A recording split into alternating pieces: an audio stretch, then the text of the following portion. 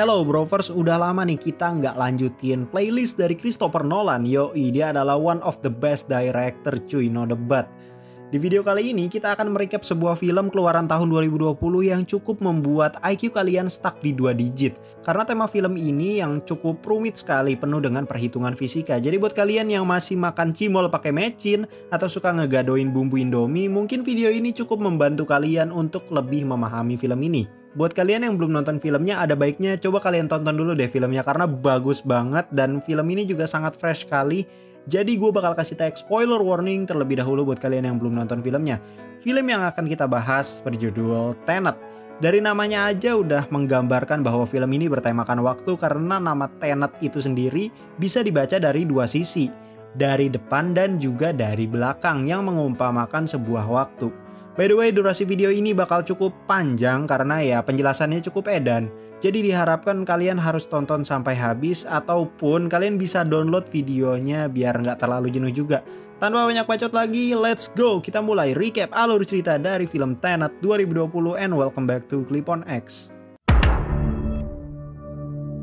Film dibuka dengan diperlihatkannya penampilan orkestra di National Opera Kyiv di Ukraina. Di sini kita diperlihatkan tokoh utama kita yang diperankan oleh John David Washington. Tokoh ini dari awal sampai akhir film tidak diketahui namanya. Maka dari itu kita sebut saja nama dia John sesuai nama aktornya ya. John ini sedang ditugaskan untuk menyelamatkan petinggi Amerika yang hendak diculik oleh teroris Ukraina. Di sini John ditemani beberapa rekannya menyamar menjadi pasukan Rusia yang ternyata pasukan Rusia itu juga mempunyai niat untuk menculik petinggi Amerika yang merupakan target dari si John ini. John pun masuk ke gedung opera dengan penyamarannya itu di mana pada saat yang bersamaan teroris Ukraina itu juga melakukan penyerangan di tengah penampilan orkestra. Mereka juga sempat membius seluruh penonton opera agar memudahkan proses penculikan. Untungnya John yang sigap langsung masuk ke ruangan petinggi Amerika itu dan berhasil membawanya keluar ruangan dengan cara lompat ke kursi penonton. John di sini melihat beberapa pasukan Rusia yang memasang bom di barisan kursi penonton dan ketahuan oleh pasukan itu. Untungnya, ia berhasil ditolong rekannya dan langsung bergegas untuk mengambil sebuah barang yang ia sendiri pun tidak tahu itu barang apa sih. Ia pun menugaskan rekannya untuk membawa petinggi Amerika itu keluar dan John sendiri harus mengambil bom yang diletakkan di kursi penonton tadi agar tidak terdapat korban jiwa.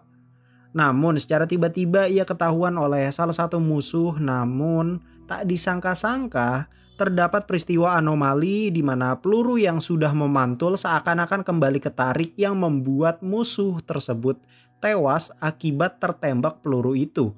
Nah, peluru itu ditarik oleh orang misterius di mana pada tasnya terdapat gantungan berwarna merah. Singkat cerita, John berhasil selamat dari ledakan itu dan apesnya dia salah masuk van yang ternyata van itu adalah kendaraan musuh, yaitu dari Rusia. Ia pun dibawa ke tengah rel kereta untuk diinterogasi sambil dicabut giginya.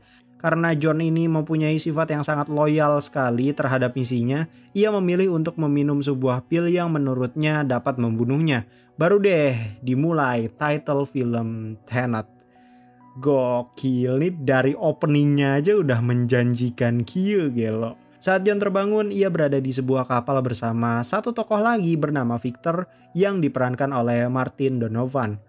Victor ini memberitahu bahwa pil itu palsu dan mereka sengaja agar bisa mengetahui tingkat loyalitas dari si John ini. Saat John sudah mulai siuman, Victor memberikan sebuah misi yang dimana misi ini sangatlah rahasia dan juga di atas kepentingan nasional.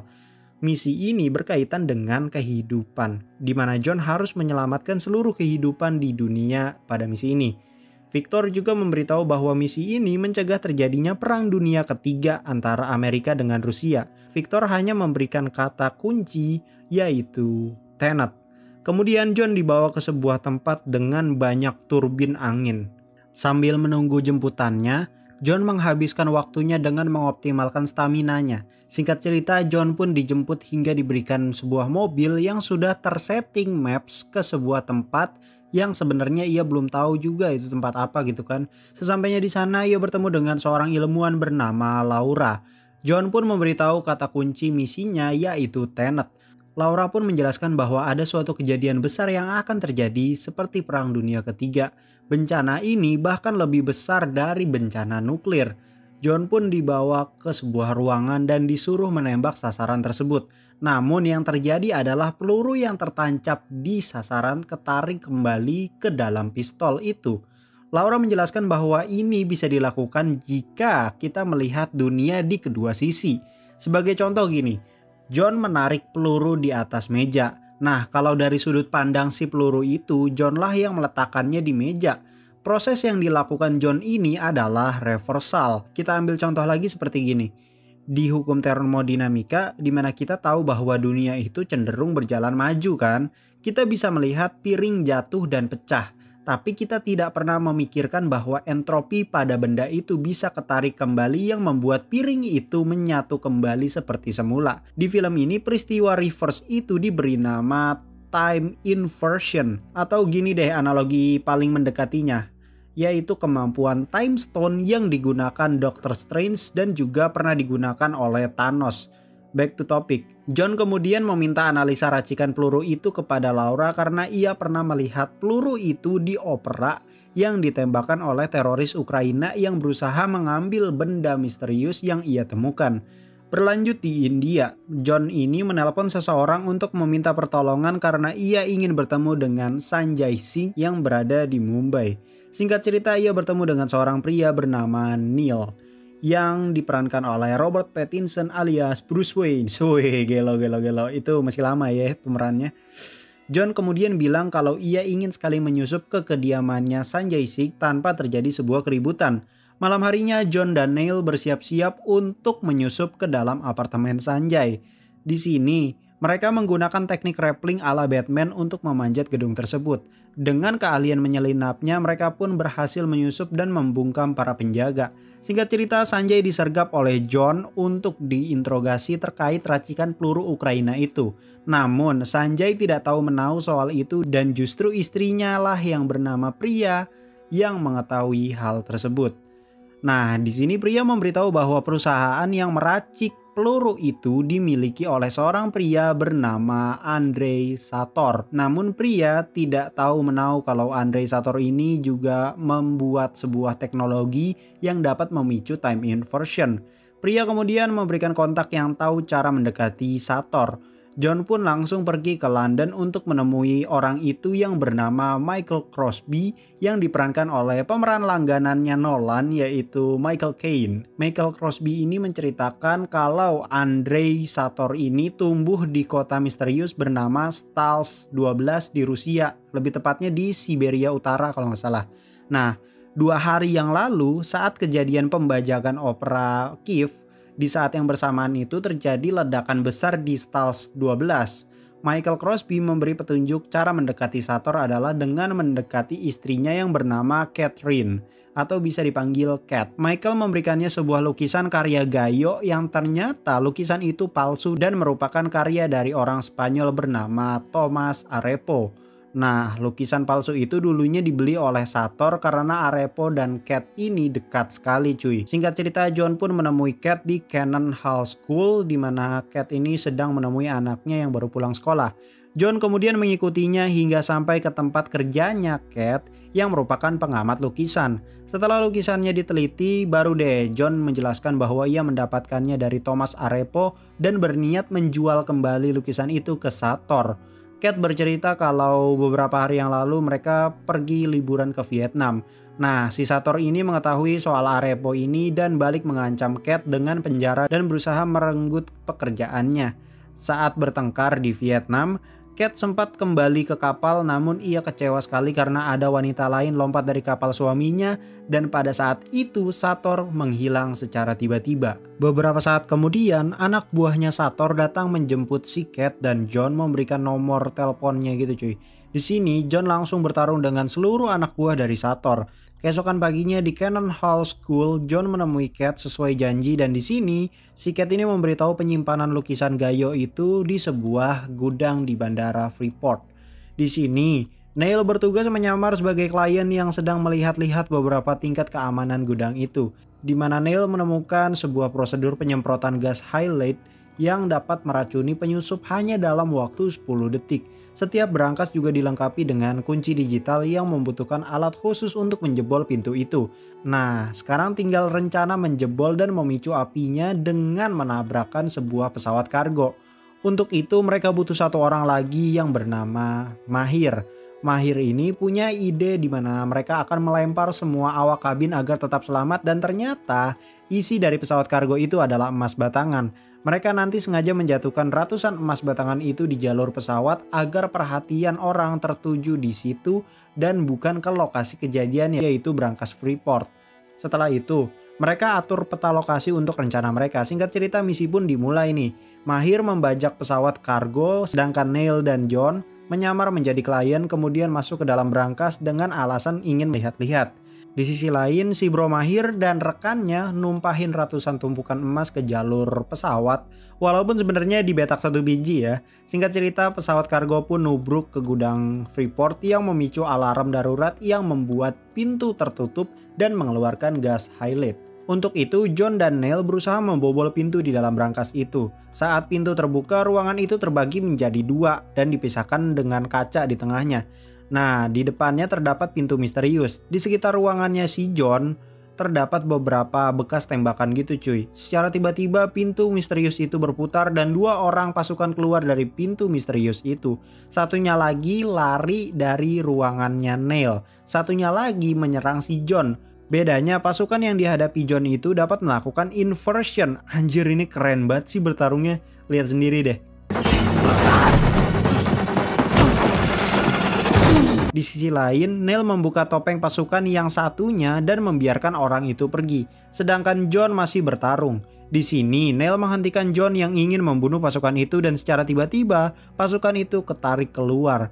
Mereka berdua pun kembali ke tempat awal untuk pura-pura tewas.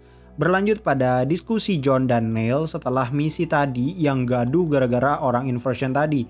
Di sini, John berusaha menjelaskan apa yang terjadi tadi, namun ternyata si Neil ini sudah tahu dan sudah mengerti duluan konsep inversion itu sendiri karena dia punya backstory seorang sarjana fisika.